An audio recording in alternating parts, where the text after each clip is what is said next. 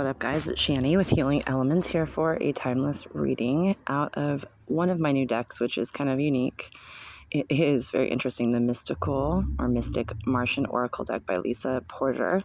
So there's themes, of course, within the decks as usual, but it does have a starseed type of theme. So it'll say, Andromedans, or, things of that nature, small grays, or, on the bottom here we'll see, this is the front of them, and we'll see on the bottom we have Lyrian, so number 11, the Lyrians, things of that nature, but it does have themes with each one of the cards. So let's shuffle and see what we can pull out for you guys. Since that card did pop out, number 11, of course, is significant. If you've been seeing 1111 or 111 or synchronicities of any kind, that is coming to mind, channeled. And also, of course, what it says on the card is all about courage and strength, like the Major Arcana Strength card in the tarot deck, talking about having a need for insurmountable courage. I know we're going through a lot as a global stage, as we had some pretty rough days where there are war crimes going on and people that are innocent and losing lives because of war. And so, maybe that's a prayer to be strong and to send out positive intent for everybody suffering in any country, in any way, and in any household, including your own. So having strength, I send my strength and my positive vibage to you always, guys. So that's just perhaps a message with that first one that was on the bottom. So cut the deck and see what we can get. A lot of energy, so I think, one will, there we go, take one instead of both of those and go from here. See what else wants to pop out. Give you guys 3 cards, perhaps. Let's see.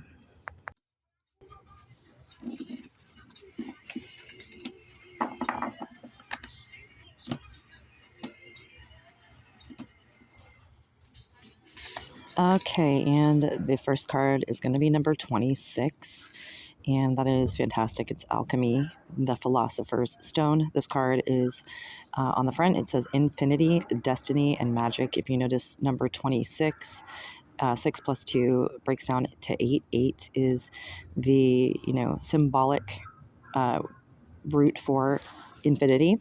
The infinity sign is a figure 8 on its side, and this card is big. It's pretty heavy in this deck. It speaks of the transcendental moments in time, time and space, right? The infinite possibilities, the ethereal, eternal beings that we are inside, and new beginnings, discovering those kind of changes of a higher consciousness, right? An ascended consciousness and magic that is within us, blending the spiritual and scientific, all chemical things together. Typically, people think of this as, making gold out of something else, trying to be alchemic and make money or abundance, but truly it has a large symbolic meaning. It is, a circle inside a square, so the circle squared, and it creates a triangle as well, if you see the symbol there. And so what it means is the large circle is symbolic for the huge, the infinite, the eternal, the macro universe, what is large. And then the triangle that is within the circle is symbolizing the, trinity of the past, present, the spirit world, and the cycle of life, death, and the mind, body, soul as well. Also, the square inside the triangle is symbolic for the 4 elements, as well as 4 seasons and 4 cardinal directions. So when you get this card, it's talking about a big transformation and chemistry moving within you to get to the next phase in the spiritual journey. And the Philosopher's Stone, meaning the great work in Latin, talks about masterpiece. So you're mastering, what is formless and what is not to be seen with our own eyes, but yet our third eye. Prima matera is what the term is for alchemist or, ancient esoteric workers, and it literally can mean formless substance from the universe. So it's about tapping into that and tapping into the masterpiece, which is realized by you within a spiritual path and journey. And wow, the second card is number 16, the Pleiadians. And so what I'll do is go ahead and read straight from the book. I think this is a very important message for whomever is tuning in. It says the Pleiadians come from the dazzling seven sister star cluster located in the eye of the Taurus bull constellation 444 light years away, making it one of the nearer star clusters to Earth. The Pleiadians predominantly reside on planet Era, which is similar to Earth. Pleiadians are a descendant genotype from ancient Lyrans, right? We got that card in the beginning. Interesting. Pleiadians are humanoid and, like many off-planet beings, are distant cousins to Terran Earthlings. There are 80 light years beyond humans. They thrive in an advanced, prosperous, and extremely healthy lifestyle where all are comfortably cared for.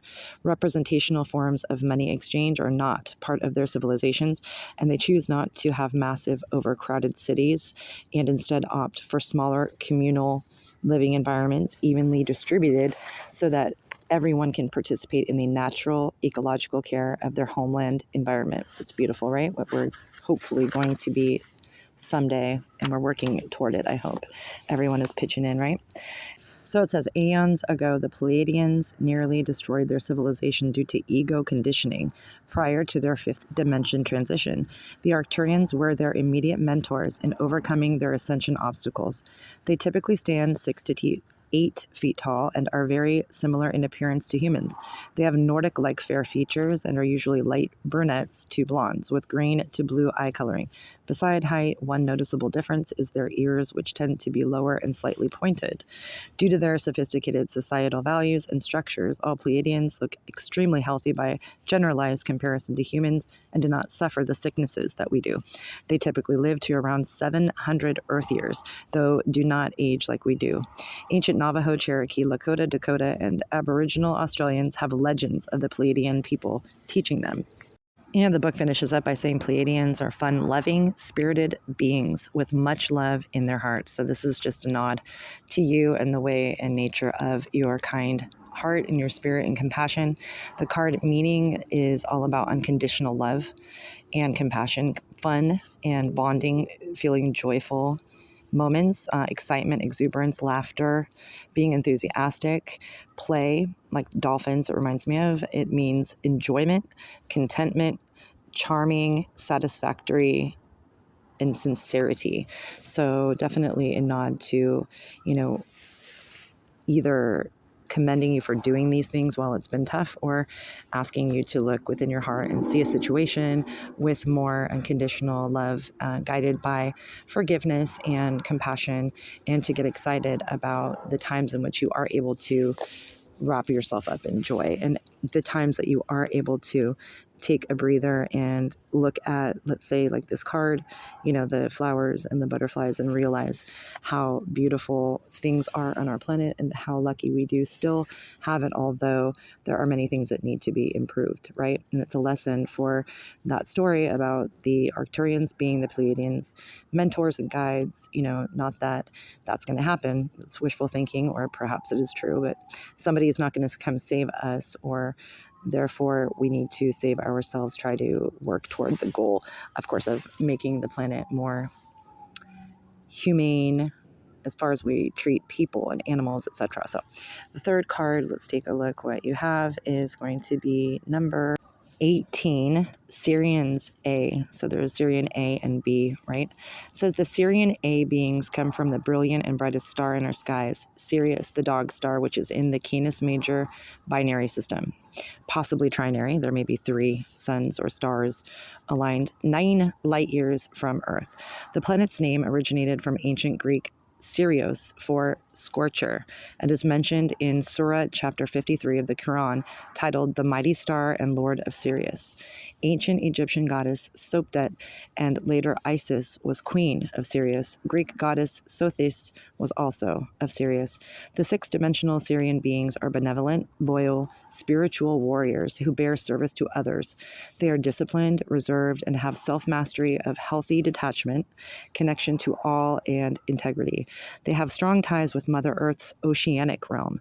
They're calm, non-political, watery, and non-confrontational. Yet they can definitely defend, right? That water element I think of whales. I think that I've been told before that they are associated with whales or dolphins. The book goes on to say they value honesty and transparency and prefer symbols to words. They are lovers of music, sacred geometry, and singing.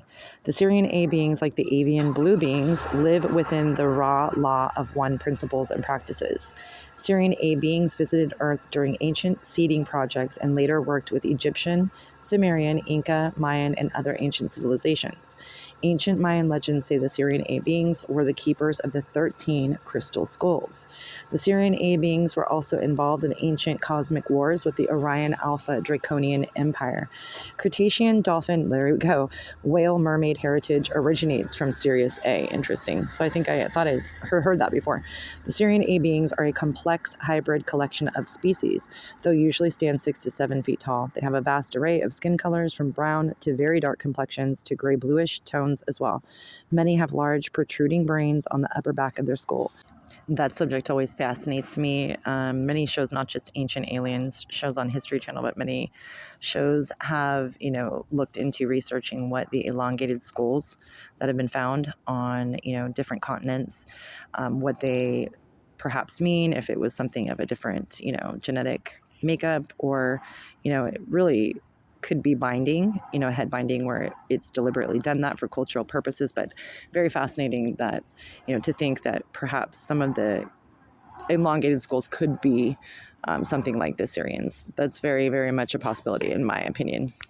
All right, guys, thanks for watching. It's Shani with Healing Elements. This has been a timeless reading for, of course, any time that you happen to destined to come and see it. Get the messages. Blessings, love, and light, guys.